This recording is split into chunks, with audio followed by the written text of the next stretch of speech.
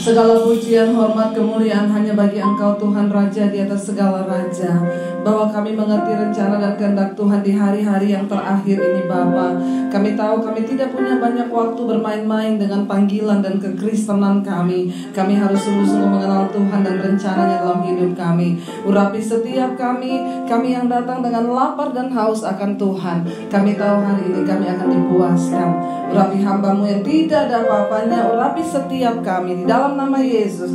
Yang percaya Tuhan di tengah kita, memberkati kita, katakan bersama amin. Amin. Tepuk tangan buat Tuhan. Silakan duduk Bapak Ibu yang terkasih. Shalom. Berapa banyak yang percaya kita hidup di akhir zaman? Ya, saudara mau percaya, saudara tidak percaya, tidak apa-apa. Tapi kita melihat keadaan zaman sekarang, saudara, ya, bagaimana orang sekarang hidup di dalam ketakutan. Bahkan yang lagi merajalela hari-hari ini sebenarnya bukan virus coronanya, tapi ketakutan. Roh ketakutan yang sedang melanda semua orang. Itu terjadi sekarang. Ya, orang semua ketakutan. Kenapa? Orang itu kalau sudah diperhadapkan dengan yang namanya mati, pasti takut. Siapa yang sudah siap mati? Siapa yang belum siap mati? Terus maunya apa? Haleluya ya. Gak perlu takut saudara. Kalau sudah waktunya mati ya mati. Ya, gak usah tunggu kena virus. Bener gak? Suaminya BCL muda, ganteng, sehat, olahraga, minum vitamin, tidak makan yang jorok kayak kita gorengan.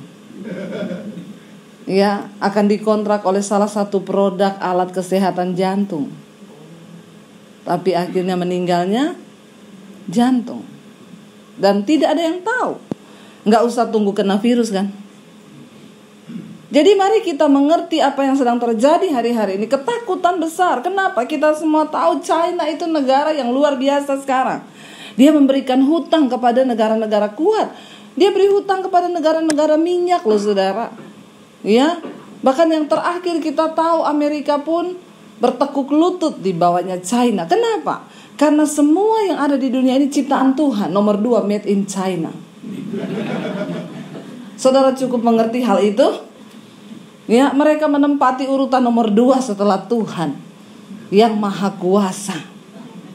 Ya, ini mereka lagi bikin proyek yang luar biasa itu. Mereka lagi bikin matahari KW. Mereka lagi mau bikin matahari yang panasnya itu berapa kali lipat dari matahari asli. Kenapa? Supaya tidak ada malam. Mereka mau kerja terus. Mereka kumpulkan semua kekuatan nuklir untuk bikin proyek ini. Yang rencananya nanti akan diorbitkan tahun 2023 apa berapa. Sudah lagi digarap. Siapa yang tahu saudara? Sekarang kita tahu bersama perekonomian bangsa ini sedang tergoncang. Orang punya duit tapi tidak berguna, gak bisa beli apa-apa. Baru kita menyadari bahwa ternyata uang bukan segalanya. Walaupun segalanya perlu uang. Uang tidak dibawa mati, tapi kalau tidak ada uang bawaannya, ampuni mereka Tuhan. Karena mereka menyambung apa yang saya katakan. Ya, kita mati bukan karena nggak ada uang, ya, karena kita punya Tuhan, jadi kita nggak perlu takut apapun. Bagian kita, mari persiapkan diri. Tadi Pak Niko berkata, masuk dalam dimensi yang baru. Saya seminggu yang lalu saya baru pulang dari Israel. Ya saudara, dan saya melihat ya, walaupun sudah berkali-kali ke sana itu tidak pernah bosan belajar dari kisah hidupnya bangsa Israel. Dulu saya ini bukan tipe yang suka ke Israel. Dulu saya anti Israel. Saya gak mau pergi ke Israel. Karena saya lihat orang Kristen tuh kok udah kayak ke sana itu mau pergi umroh. Saya dulu bilang ngapain sih udah kayak umroh. Kita juga Israel rohani, gak perlu pergi ke Israel sana. Lalu satu kali suami saya bilang gini, "Say, kamu itu kan hamba Tuhan. Setidaknya Israel itu di sana kota-kota yang pernah Yesus ada. Jadi kamu pergilah ke sana." Terus saya bilang sama suami saya, "Iya juga ya." "Iya, jadi kan kamu kalau khotbah misalnya tentang Danau Galilea, kamu sudah pergi injak di Danau Galilea itu. Terus saya bilang sama suami saya, oke, kalau begitu saya akan berdoa supaya saya bisa berangkat ke Israel. Suami saya bilang, bahaya kalau istriku sudah berdoa, pasti terjadi. Amin, ibu-ibu. Suamimu harus tahu bahwa engkau adalah seorang penolong yang luar biasa, karena kita punya iman yang luar biasa. Ini memang panas karena mau kiamat atau AC-nya kurang ya? Pak, boleh bagi tisu, Pak? Memang hari-hari ini panasnya luar biasa, saudara. Kenapa? Karena neraka mulai bocor. Jadi mari kita sungguh-sungguh hidup dalam takut akan Tuhan. Amin. Lalu saya mulai berdoa, saudara. Waktu itu tiba-tiba ketika saya berdoa, Tuhan, saya rindu ke Israel. Orang itu bisa pergi ke Israel bukan karena punya uang. Maaf. Ada orang punya uang gak punya waktu. Ya, ada orang punya waktu tidak punya uang. Tapi kalau Tuhan yang undang kita, itu luar biasa. Akhirnya saya ditelepon sama satu tur, saudara. Dia bilang gini, Bu, ibu mau gak bawa grup ke Israel? Saya dengan polos dan lugunya berkata, maaf ya, saya belum pernah ke Israel. Bagaimana mungkin saya bawa grup? Ibu gak apa-apa, nanti di sana ibu cuma khotbah aja apa yang di Alkitab. Ibu gak perlu menerangkan soal Israel karena ada tour guide-nya di sana yang orang Israel asli. Oh begitu? Iya, berarti saya bisa. Bisa, mau gak Bu? Tapi jangan suruh saya cari-cari orang. 1 gratis, 10 gratis 1. Saya tidak ada talenta sales, saya ini sales kerajaan Allah. Iya Bu, enggak ibu, saya tidak suruh ibu cari orang, karena grupnya sudah ada, ibu tinggal berangkat. Oh haleluya, puji Tuhan. Jadi saya berangkat, saudara. Yang di sini yang tidak ada uang jangan menatap saya dan berkata gini, itu kan karena ibu pendeta, makanya ibu bisa mengalami mujizat. Mujizat Tuhan lakukan bagi setiap orang yang percaya. Saya waktu bawa grup itu ada satu orang wanita, dia bersaksi di bus, saudara. Dia bilang gini, saudara, saya ini kalau dipikir bisa berangkat ke Israel, gak mungkin bisa seumur hidup. Kenapa? Saya gak punya uang, saya hanya karyawan biasa. Gaji saya cuma cukup untuk saya makan. Satu kali di kantor, saya punya teman, dia bilang itu pakai jilbab. Dia tiap hari kalau kita lagi kerja curhatnya gini, kerinduan saya itu umroh loh. Tapi saya bisa gak ya? Lalu satu kali, saudara, wanita ini ketika ada bosnya datang, bosnya itu muslim. Lalu dia bilang gini, Pak, Bapak kan sama-sama muslim tuh, Bapak gak rindu mewujudkan kerinduannya pegawainya Bapak? Yang mana? Itu yang teman saya satu ruangan. Apa kerinduannya? Dia selalu cerita sama saya, dia pengen pergi umroh. Oh iya? Iya, Bapak tuh kan sama-sama muslim, Bapak wujudkanlah. Terus bapaknya bilang, oke, saya akan berangkatkan dia umroh. Kamu Kristen kan? Iya. Mau gak kamu juga ke Yerusalem? Dia bilang, mau banget lah Pak. Ya udah saya bayari kalian berdua. Wow gak? Loh, tepuk tangan dong. Jadi saudara, tidak ada perkara yang mustahil bagi Tuhan. Yang penting rindu dulu. Saya tidak lagi menjadi sales di sini. Saudara, kemarin saya ke sana itu kita ke Mesir, ya. Dari Mesir itu perlulah ke Mesir. Ada orang Kristen, gak usah ke Mesir. Ngapain ke Mesir? Kita ini kan itu tanah perbudakan. Biar saudara menghayati. Saya kemarin pergi ke Mesir. Saya melihat Mesir. Sebelum kita berbicara lebih jauh, saya pengen dulu kita ini belajar sejarah bangsa Israel. Ini pelajaran anak sekolah minggu, tapi banyak orang tua yang tidak tahu. Sejarah bangsa Israel diawali dari siapa? Jangan lupakan Bapak Abraham. Abraham punya istri berapa? Yang lulus sekolah minggu angkat tangan. Abraham istrinya berapa? 1. Enak aja bilang istri Abraham 2. Saya cuma mau menjebak ini. Istrinya 1. 1 itu gundik. Jangan ditambah-tambahi ayat. Istri Abraham itu Sarah. Hagar itu gundiknya. Karena Sarah merasa dia udah gak bisa punya anak, udah menopause. Lalu dia suruh Bapak Abraham untuk menghamili gundiknya. Jangan ditiru ini ibu-ibu. Ya, kata ibu-ibu gak usah ditiru, sudah banyak Bu yang terjadi. Di sini tidak ada, amin. Ya. Lalu Abraham meniduri Hagar hambanya. Hagar itu cantik, saudara. Konon ada yang berkata dia juga termasuk keluarganya Fir'aun, dari bangsawan. Jadi dia putri Mesir itu Hagar. Ya, cantik-cantik saudara. Saudara bisa bayangkan putri Mesir? Tidak jauh-jauh dari saya. Masalah buat lo. Yang keberatan keluar. Lalu saudara, akhirnya Hagar hamil. Jadi Abraham punya anak berapa? 2. 1. Tidak apa-apa, jawab saja. Kalau saya salah, saya tidak hukum. Benar juga tidak dikasih sepeda. Jadi saudara jawab saja. 1, namanya anaknya siapa? Yang pertama Ismail, yang kedua Ishak. Tapi kita lagi berbicara tentang Ishak, anak perjanjian. Lalu Ishak menikah dengan siapa? Ribka. Abraham menyuruh hambanya Eliezer untuk carikan Ishak istri. Siapa yang kasih minum onta-ontamu, ya sudah, dia akan menjadi istrinya Ishak. Lalu Ishak menikah dengan Ribka. Dari Ribka Ishak punya anak berapa? Siapa?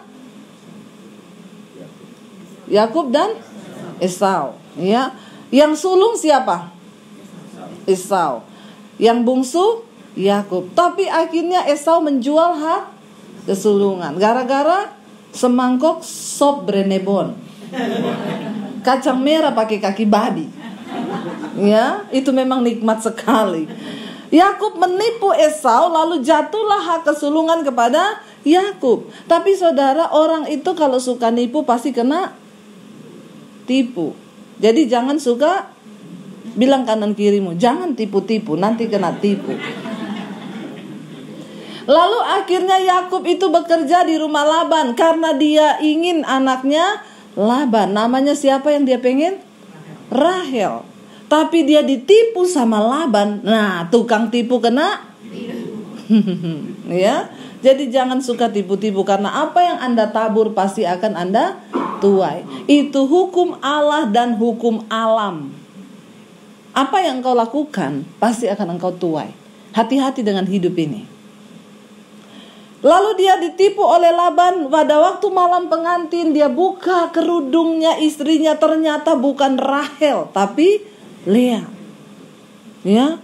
Lalu dia harus bekerja selama 7 tahun lagi untuk mendapatkan Rahel. Dari istrinya Rahel dan Lea dan gundik-gundiknya, hamba-hambanya Rahel dan Lea, dia punya istri, dia punya anak banyak. Dia punya berapa anak saudara? Yakub 12 suku Israel. Ya. Yakub diganti namanya menjadi Israel ketika dia bergumul dengan orang yang besar bayangan hitam, dan ternyata itu adalah Tuhan. Dan sejak saat itu dikatakan namamu menjadi Israel, yang artinya yang bergumul dengan Allah. Lalu dia punya 12 anak, itulah 12 suku Israel. 11 suku boleh bekerja, dikasih warisan, tapi suku satu Lewi tidak boleh kerja. Lalu di antara 12 anaknya ada yang namanya Yusuf. Ketika itu Yusuf dibuang oleh keluarganya sendiri, saudara-saudara kandungnya sendiri. Mereka iri hati kepada Yusuf. Lalu Yusuf mau dibunuh, dimasukin sumur. Lalu mereka berpikir gini, kalau kita cuma masukin dia sumur, kita tidak dapat uang, mending kita jual dia sebagai budak. Lalu Alkitab berkata Yusuf dijual, jatuhlah dia ke Mesir sebagai budak, lalu sampai ke rumahnya Potifar. Saudara, kalau Tuhan mengizinkan engkau mengalami sesuatu yang pahit dan menyakitkan, jangan buru-buru salahkan Tuhan, jangan buru-buru salahkan orang, sebab ternyata orang yang mengizinkan kepahitan dalam hidupmu itu, dia sedang menggenapi rencana Tuhan atas hidupmu. Bilang amin. Kalau saudara setuju dengan firman, langsung bilang yes, amin. Tidak usah disuruh-suruh. Amin ada? Ada bu, lagi ke toilet. Ya. Jadi jangan pernah menyalahkan orang, menyalahkan keadaan. Sepahit apapun yang engkau diizinkan Tuhan terjadi atas hidupmu, bisa jadi itu sebagian dari proses penggenapan rencana Tuhan. Karena engkau tidak akan pernah bisa melihat kemuliaan tanpa salib. Yusuf tidak mungkin sampai ke istana raja kalau tidak lewat pintu penjara. Amin. Gak usah salahin Tuhan, gak usah salahin orang, salahin keluarga, salahin ini atas semua kepahitan yang kau alami. Berserah dan coba mengerti rencana Tuhan. Tapi manusia sama Tuhan itu memang beda tipis. Tuhan maha tahu, manusia sok. Bilang kanan kirimu, bertobat, jangan sok tahu. Jangan sok tahu. Lalu Yusuf dijual ke Mesir, singkat cerita dia jatuh ke rumahnya Om Potifar. Difitnah orang itu kalau sedang menggenapi rencana Tuhan, bukan mulus jalannya. Berkelok-kelok, kadang jatuh, sudah jatuh, ditimpa tangga, diinjak, direndahkan, tidak apa-apa. Asal engkau sedang berjalan menggenapi visi Tuhan. Yes. Saya nggak pernah sakit hati dengan apapun yang terjadi. Mau direndahkan, difitnah, ditendang, dibuang, dilepeh, biarin aja. Suka-sukanya Tuhan. Kita lagi dibentuk untuk mencapai kehendak dan rencana Tuhan yang sempurna. Tapi banyak orang gak ngerti, sehingga dia berputar-putar kayak bangsa Israel puluhan tahun. Saudara tahu, dari Mesir menuju tanah perjanjian itu cuma butuh 11 hari kalau jalan kaki. Tuhan bawa mereka berputar. Tapi urusan mereka terputar-putar sampai 40 tahun, itu urusan mereka, bukan urusan Tuhan. Naik bus 8 jam, mereka 40 tahun, sampai berapa generasi mati di padang gurun. Ini gambaran hidup kita. Berapa banyak orang Kristen di hidup ini berputar-putar. Yang Paniko tadi sampaikan, ya, makan tidak sampai kenyang, minum tidak sampai puas, bekerja hasilnya sedikit, malah kalau sudah ada hasil dilahap sama belalang pelahap. Apa yang sedang terjadi dengan hidup kita? Mungkin kita seperti bangsa Israel. Kenapa? Karena untuk mengeluarkan bangsa Israel dari Mesir cuma butuh waktu 11 hari. Tapi untuk mengeluarkan Mesir dari otaknya bangsa Israel butuh waktu 40 tahun. Saudara mengerti maksud saya? Mental mereka itu mental Buddha. Gak mau denger. Lalu akhirnya Tuhan bawa. Saudara bisa bayangkan di padang gurun itu mereka berjalan. Itu padang gurun panasnya minta ampun. Ya, berasa matahari sudah 1 jengkal. Padang pasir tandus begitu. Tapi pada waktu siang ada tiang awan. Loh, kurang apa coba? Bayangkan orang jalan kok awan ngikuti terus. Ajaib gak? Tapi bangsa ini memang tegar tengkuk. Mereka melihat mujizat demi mujizat demi mujizat. Tapi mereka tetap tidak mau percaya sama Tuhan. Marah-marah. Coba kita buka Keluaran pasal 14. Tuhan membawa bangsa ini pindah dari dimensi lama kepada dimensi baru. Dari tanah perbudakan menuju tanah perjanjian. Untuk bisa masuk tanah perjanjian, masuk dimensi yang baru, tidak semudah waktu saudara dengar. Ketika kita masuk dimensi yang baru, berkat Tuhan melimpah. Lalu saudara bilang, amin, yes, yes, yes. Hello. Apa yang ada di bayangan kita dengar kata masuk dimensi yang baru? Berkat baru, mobil baru, rumah baru, proses dan pergumulan yang baru. Kenapa? Untuk bisa masuk di dimensinya Tuhan, ada harga yang harus dibayar. Ada daging yang harus dimatikan. Ada ego yang harus dikalahkan. Ada penyalipan yang benar-benar dan penyangkalan diri yang begitu hebat untuk engkau bisa menikmati semua janji Tuhan di dimensi yang baru. Yuk baca sama-sama Keluaran pasal yang ke-14. Kita baca ayat yang ke-9.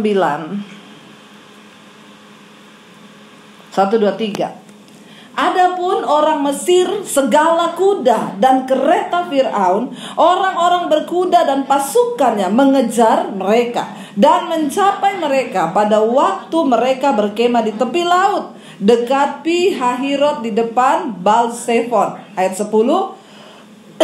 Ketika Fir'aun telah dekat, orang Israel menoleh. Maka tampaklah orang Mesir bergerak menyusul mereka. Lalu sangat ketakutanlah orang Israel, dan mereka berseru-seru kepada Tuhan.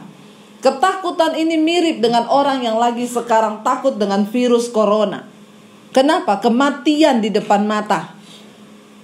Kalau orang Mesir berhasil menyusul mereka, maka tidak ada ampun, kematian.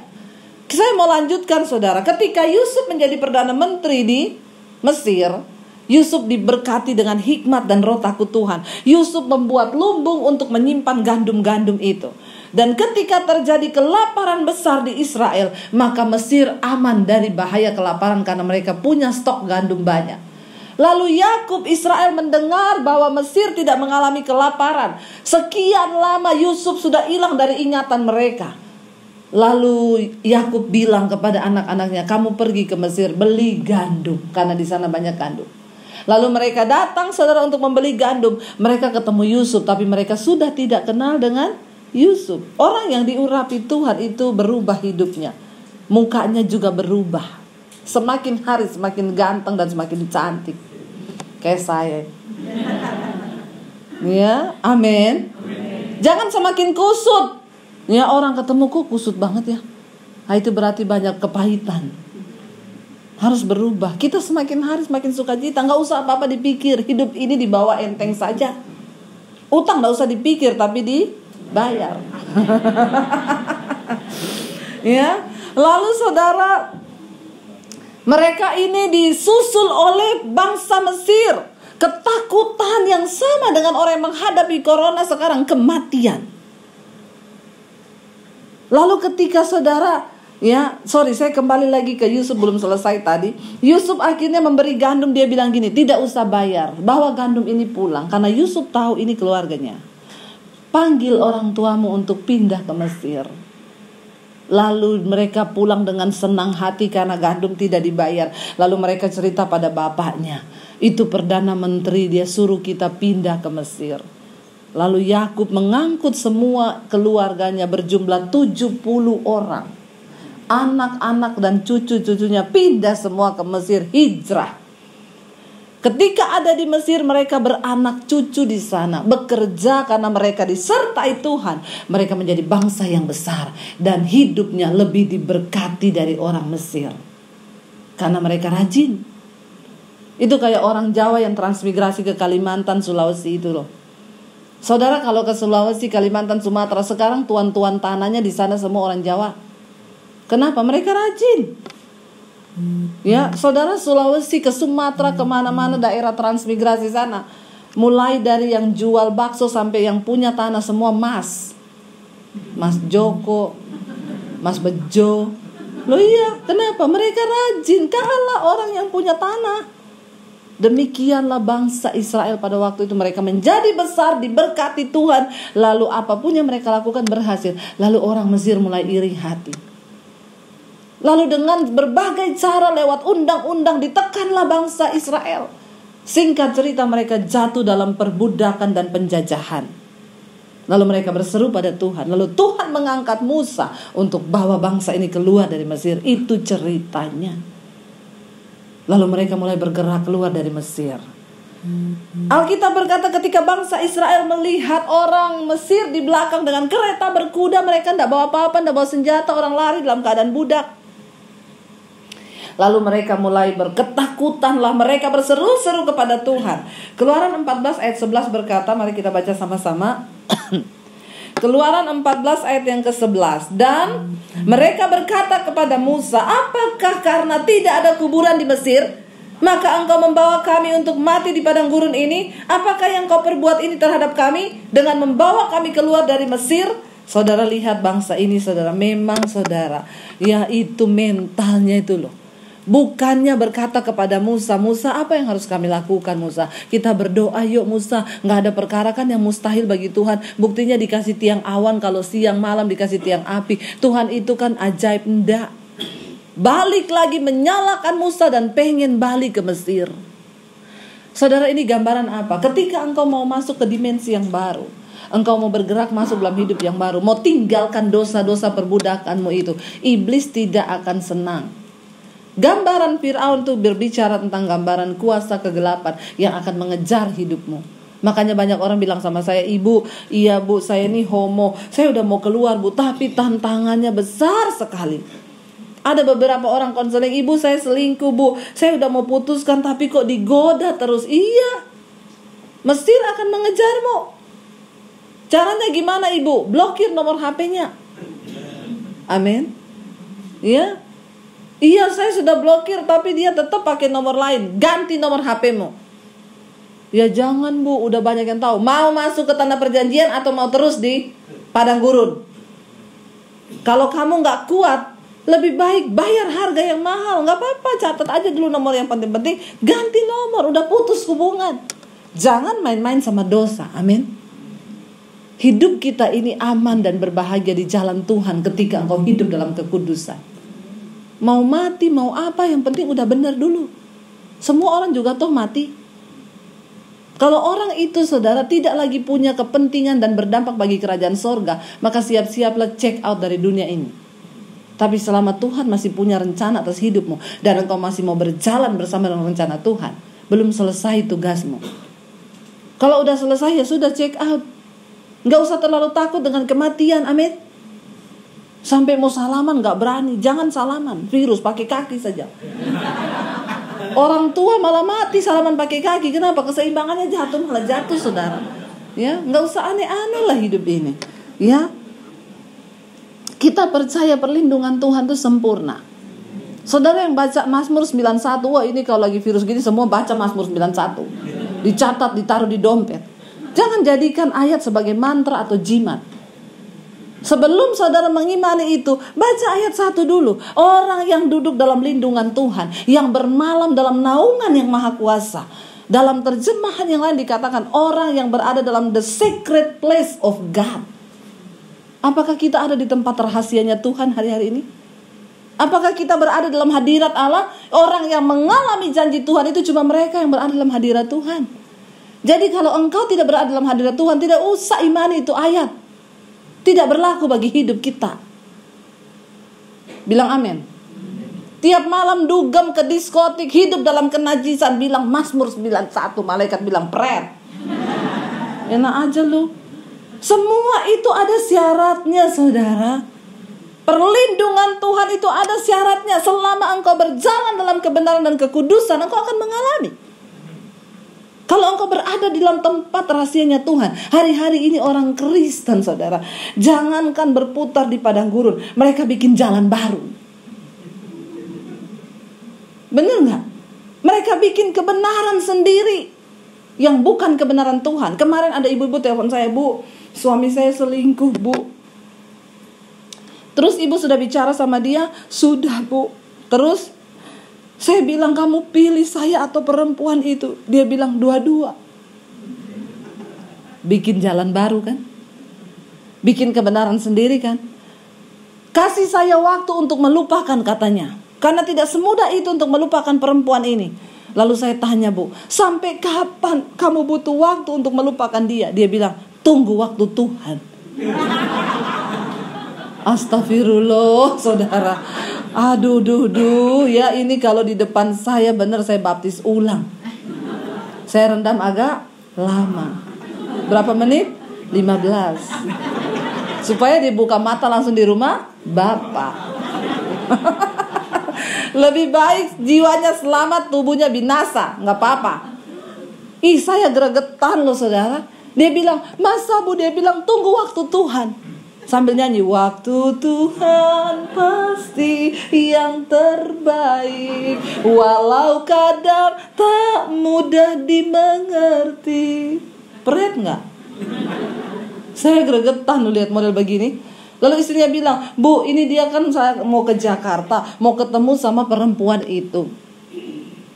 Saya nangis, Bu. Dia bilang, nggak usah nangis, pikiran positif saja. Ada ya saudara, dia mau pergi ketemu sama selingkuhannya, istri suruh pikiran positif. Coba. Hello.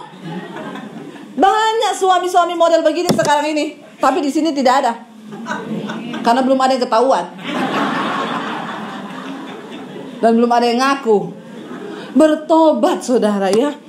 Lihat orang model begini ini, coba saudara mempermainkan Tuhan. Jangankan hidup dalam kebenaran Tuhan, bikin kebenaran sendiri loh. Bapak-bapak jangan terlalu sombong dengan hidupmu hari ini. Mungkin engkau masih sehat. Jangan sampai saudara, yang namanya mati itu kita gak ada yang tahu. Gak usah jauh-jauh, yang barusan ada suaminya BCL nih. Karena banyak ibu-ibu yang menangisi suaminya ketika mati. Yang meninggal suaminya BCL, yang nangis ibu-ibu. Semua ngangkati fotonya, turut berduka cita, nangis, air mata berderai-derai. Punya suami masih sehat, tidak ditangisi malah dimarah-marahin. Bertobat ibu-ibu, amin. Katanya soalnya suami saya udah jelek, pelit lagi. Bapak-bapak bertobat makanya, jangan pelit-pelit sama istri. Ya. Lalu saudara, sampai di mana tadi ini? Jangan hidup dalam dosa bapak-bapak. Amin. Hargai rumah tanggamu, hargai istri dan anak-anakmu. Ya, saya hari-hari ini konseling orang itu jatuh dalam dosa. Aduh saudara ya, saya berdoa biar jemaat di tempatnya menjadi jemaat yang dewasa. Kita mempersiapkan diri masuk di dalam tanah perjanjian, dimensinya Tuhan. Dan mereka berkata kepada Musa, apakah enggak ada kuburan di Mesir? Oh, makanya kamu bawa kami ke padang gurun ini supaya mati rame-rame di padang gurun, gak usah dikubur. Lihat nih mulutnya bangsa Israel. Kalau saya saudara, ini mungkin dulu waktu dibaptis belum kena air mulutnya. Jadi tolong saudara ya, kalau yang cerai-cerai itu baptis, masukin air sedikit di mulut, biar tobat sekalian. Ya mulutnya itu loh, mencelote, bersungut, menyalahkan Musa coba. Padahal mereka dibawa keluar kan untuk kebaikan mereka. Tapi karena mentalnya begitu, makanya berputar terus di padang gurun. Ayat yang ke-12 berkata begini, kita baca sama-sama ayat yang ke-12. Keluaran 14 ayat 12, firman Tuhan berkata begini. 1, 2, 3. Bukankah ini yang telah kami katakan kepadamu di Mesir? Janganlah mengganggu kami, dan biarlah kami bekerja pada orang Mesir, sebab lebih baik bagi kami untuk bekerja pada orang Mesir daripada mati di padang gurun. Coba mulutnya bangsa ini saudara. Dan saudara bisa bayangkan Musa sendirian loh. Ini bangsa yang besar, mulutnya bersungut-sungut. Makanya Musa itu sampai tidak bisa masuk tanah perjanjian, cuma sampai di Gunung Nebo. Kenapa? Karena emosi juga Musa terpancing. Padahal Tuhan memilih Musa karena Musa terpilih sebagai orang yang paling lembut hati di seluruh bumi. Gak ada lawannya. Kalah orang Solo. Tapi akhirnya toh bisa meledak juga. Kenapa? Ngadepi bangsa yang ya, mending kita mati saja di sana, kerja di sana daripada kita mati di padang gurun tanpa makanan, bersungut mulutnya. Benar-benar. Saudara, dosa bersungut-sungut itu dosa yang sangat dimurkai Tuhan. Daripada engkau bersungut, lebih baik mengucap syukur. Amin. Ibu-ibu, suamimu belum bertobat, tidak usah curhat ke kanan kiri, apalagi curhat di Facebook. Bertobat, amin. Enggak usah buka-buka aib di sosial media. Ya, curhat sama Tuhan saja. Luapkan isi hatimu di hadapan Tuhan. Kalau engkau mau nangis, nangis sama Tuhan. Perlu menangis itu saudara. Kenapa Tuhan tuh kasih kita emosi? Karena orang itu kalau nggak nangis bahaya. Orang itu harus menangis minimal seminggu sekali. Lo benar. Itu untuk kesehatan jiwamu. Ya, kalau saudara tidak menangis itu bahaya. Kenapa? Karena ketika air mata itu keluar, ada hormon anti stres yang keluar di saat bersamaan dengan air matamu. Dan ketika air matamu itu keluar, itu dia lagi toksin, buang racun dari tubuh. Makanya banyak-banyaklah menangis. Amin. Menangis kan bukan cuma karena lagi ada masalah. Kita doa di hadirat Tuhan, saya sering banget nangis. Nyanyi aja saya sudah nangis. Amin. Jadi yang belum menangis minggu ini saya doakan supaya nanti menangis. Engkau perlu menangis supaya emosimu itu stabil.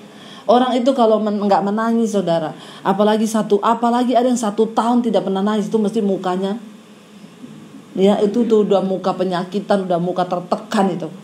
Kita ini perlu saudara, benar. Karena Alkitab bilang ada waktu untuk tertawa, ada waktu untuk menangis. Karena kalau tertawa terus bisa gila. Jadi sesekali menangis. Lalu bangsa Israel bersungut-sungut kepada Musa.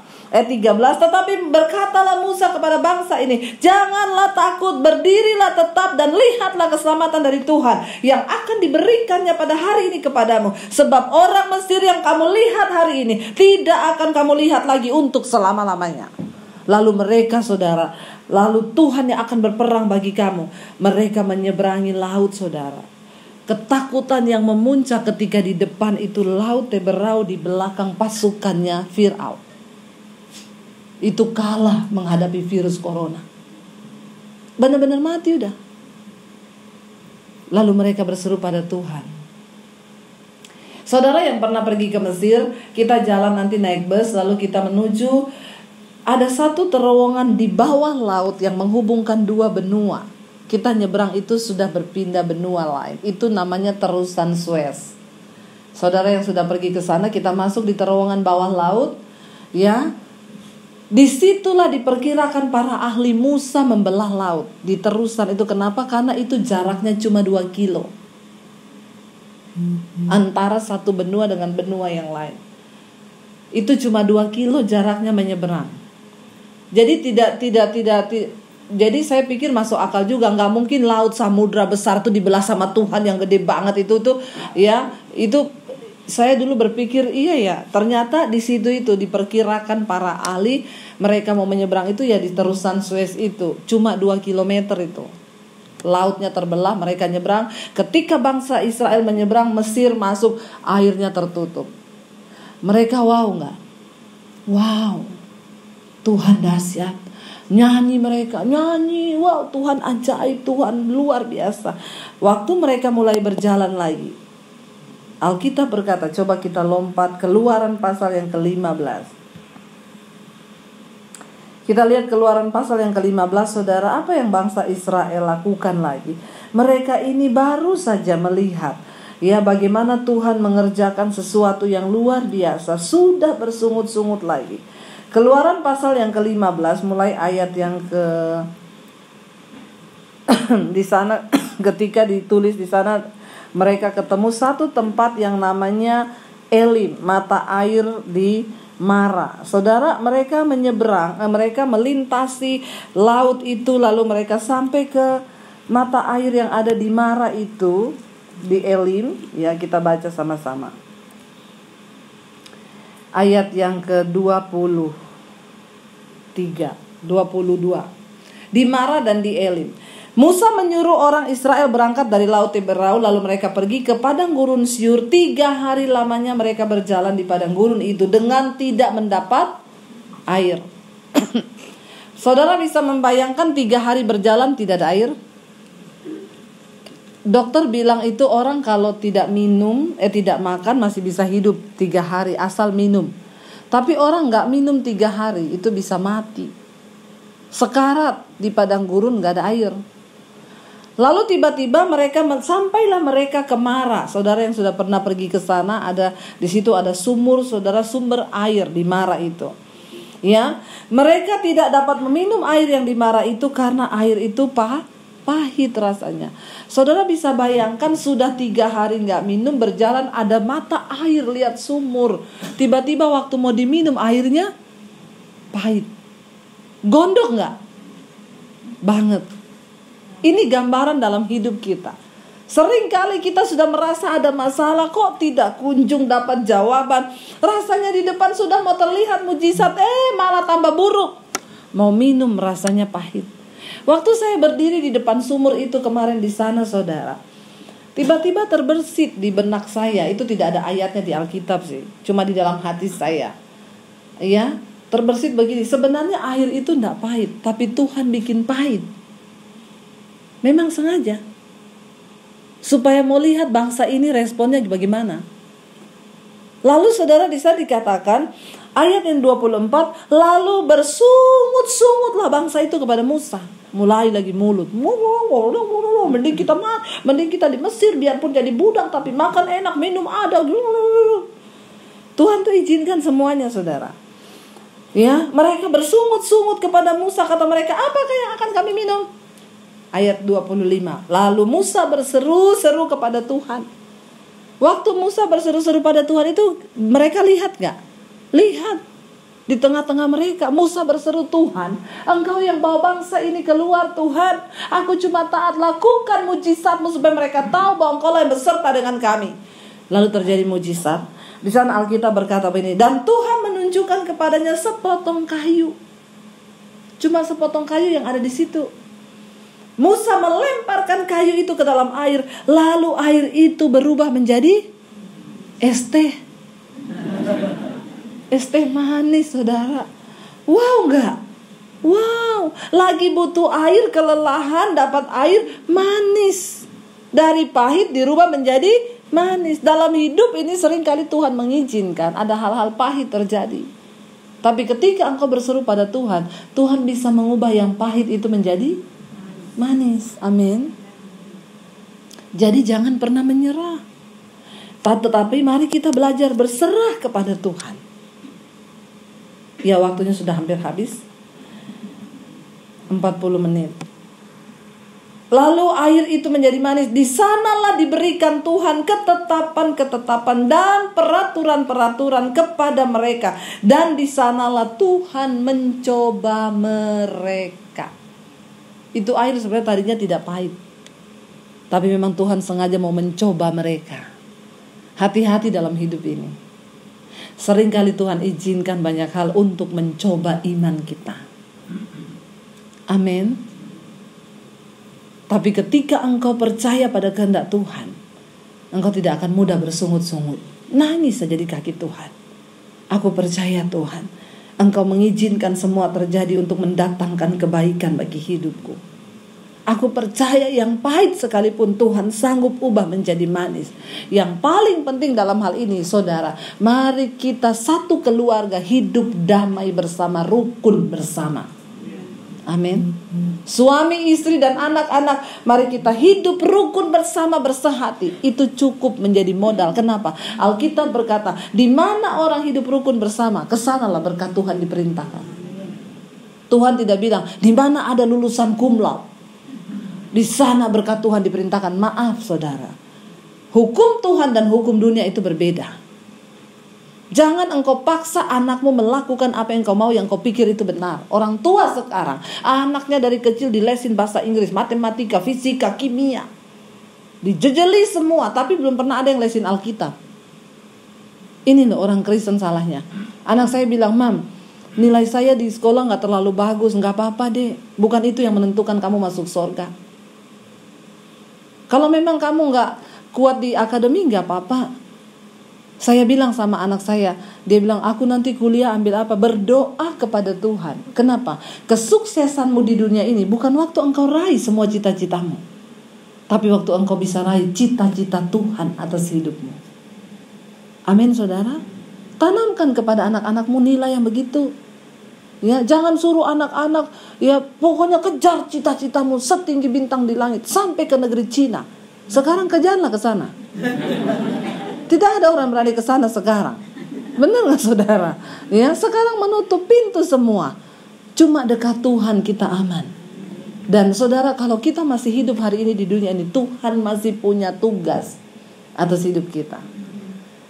Berdampaklah di tengah rumah tanggamu. Sebagai seorang suami, jadilah sebagai suami yang diurapi Tuhan di tengah keluarga. Sebagai istri, jadilah penolong yang sepadan buat suami dan anak-anakmu. Kembalikan fungsi Alkitabiah itu dalam rumah tangga. Jangan dilanggar. Ada bapak-bapak yang datang sama saya, Bu, saya mau minta ayat yang tentang istri tunduklah pada suami. Saya bilang, kenapa? Mau saya kasih istri saya, Bu. Saya bilang, sebelum saya kasih yang buat ibunya, saya kasih dulu yang buat bapak. Emang ada, Bu? Ada. Apa ayatnya? Saya kasih dia ayatnya. Ini loh. Hai suami, kasihilah istrimu seperti engkau mengasihi tubuhmu sendiri. Kaget dia. Ada ayat itu, Bu? Ini loh ada.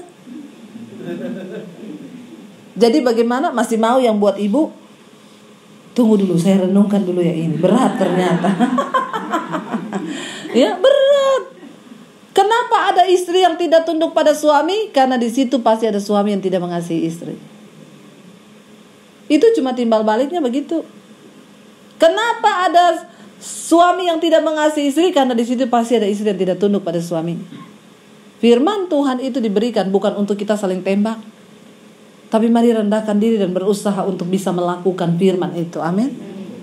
Ya, saya berdoa supaya kita semua saudara memasuki dimensi yang baru bersama Tuhan. Beritanya hari ini tidak perlu takut. Persiapkan hidup kita. Kita mati bukan karena virus corona, bukan. Ya.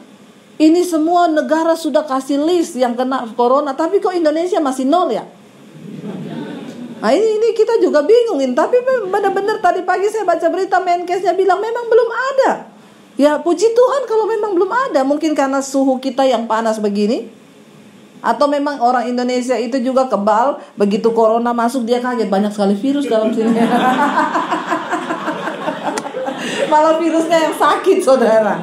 Ya, ya bisa jadi loh. Orang kita makan mie ayam di pinggir jalan itu yang dicuci mangkoknya cuma di ember kecil loh, cuciannya air. Ya, semua kita makan. Kalau orang sana kan memang steril, nggak pernah ada kuman, tidak pernah ada virus.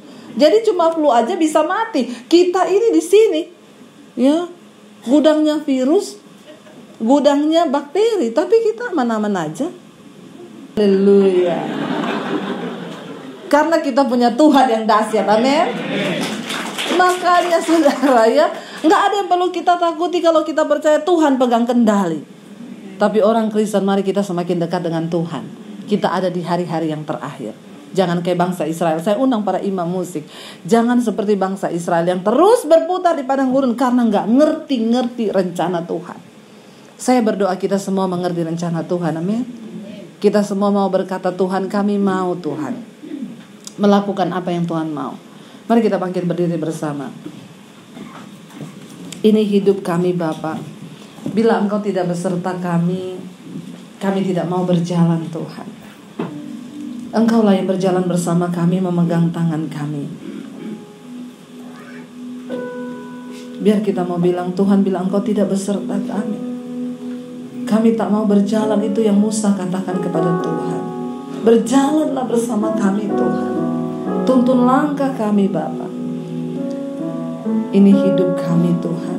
Bila Engkau tak besertaku,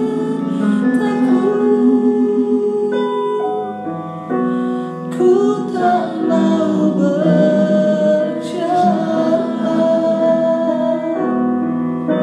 Ku perlu Tuhan, pimpin langkahku dengan kasih karunia-Mu. Pimpin langkahku setiap waktu. Berjalan dalam roh, berjalan dalam roh-Mu.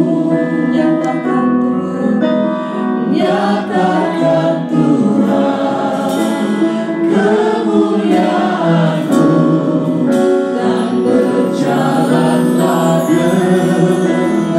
Mari angkat tanganmu, mari kita tutup mata dalam hadirat Tuhan. Bila Engkau tidak beserta kami tidak ingin berjalan Tuhan. Kami tidak berani mengambil satu langkah pun tanpa penyertaan Tuhan dalam hidup kami. Kami butuh Tuhan. Kami butuh Engkau Bapa. Berjalan bersama kami. Ketika kami ada di dalam Engkau, berada di tempat rahasianya Tuhan, kami menggenapi semua rencana-Mu dalam hidup kami. Kami tidak perlu takut Tuhan. Kami tahu Engkau menyertai hidup kami. Apa arti dari hidup kami Tuhan? Arti hidup kami adalah menggenapi rencana Tuhan. Di dalam rumah tangga, di dalam pelayanan, dalam pekerjaan, dalam apapun, kami harus menggenapi rencana-Mu Tuhan. Beri kami pengertian lebih lagi, supaya kami tahu ketika kami diizinkan mengalami yang pahit, mengalami sesuatu yang tidak enak, kami tahu itu bagian dari penggenapan janji-Mu atas hidup kami. Itu bagian dari perjalanan iman kami memasuki tanah perjanjian, dimensi yang baru yang Tuhan berikan buat kami. Mampukan kami Tuhan untuk tidak bersungut. Mampukan kami untuk tidak menyalahkan orang lain. Mampukan kami untuk tidak menyalahkan bahkan Tuhan di dalam hidup kami. Tapi kami hanya merendahkan diri dan bertobat, berlutut di bawah kaki-Mu Bapa. Ini hidup kami Tuhan. Ini hidup kami. Mari saudara suami istri bergandengan tangan.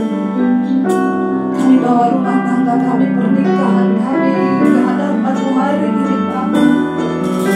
Mampukan kami melewati setiap hari hidup ini. Mampukan kami menjalani bahkan menggenapi setiap rencana Tuhan atas pernikahan kami. Bahkan Tuhan, kami mau berjalan bersama Tuhan. Kami tahu rahasia besar bahwa hidup ini adalah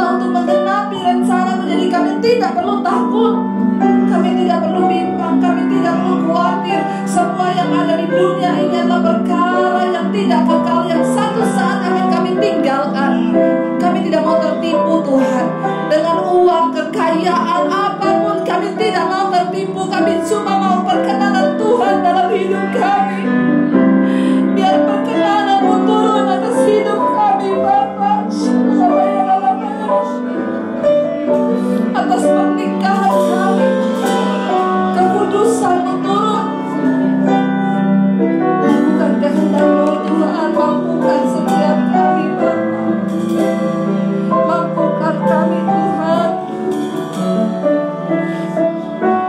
Mari tetap suami istri bergandengan tangan, katakan bila Kau besertaku, bila Engkau. Shalom saudara, jika Anda merasa diberkati dengan channel YouTube saya, Anda bisa komen, like, dan share.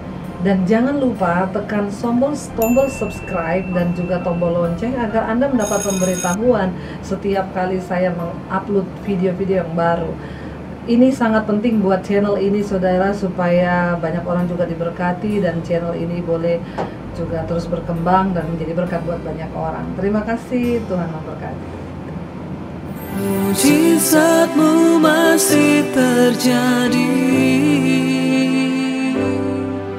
tiap hari, selalu terjadi. Mujizat-Mu masih terjadi